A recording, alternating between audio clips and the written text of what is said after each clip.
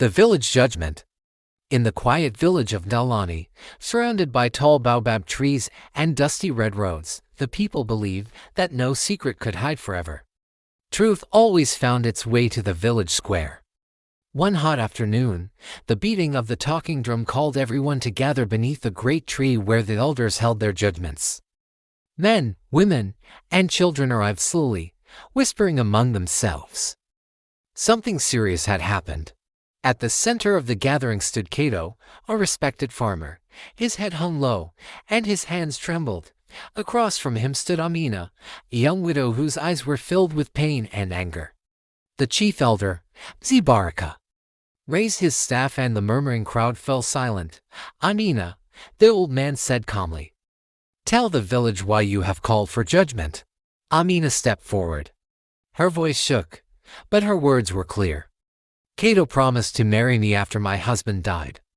For 2 years he came to my home, shared my food, and told the village he would care for me and my child. But last month, he married another woman in the neighboring village and left us with nothing.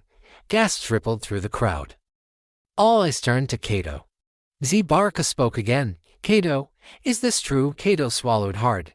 I made a mistake. I thought no one would know." The elders exchanged quiet glances. In their village, promises were not small things, they were bonds stronger than rope. Another elder leaned forward. "A man who eats from a pot must not break the pot," he said sternly. "You gave this woman hope before the whole community." The crowd murmured in agreement. After a long silence, Zibaraka stood. "The village has heard enough," he declared. "Cato will provide land and crops for Amina and her child, and before the village. He must apologize for breaking his word. Let this judgment remind us all betrayal brings shame. But justice protects the weak." Cato slowly knelt before Amina, his voice heavy with regret. "I was wrong," he said. As the sun began to set behind the baobab tree, the villagers dispersed.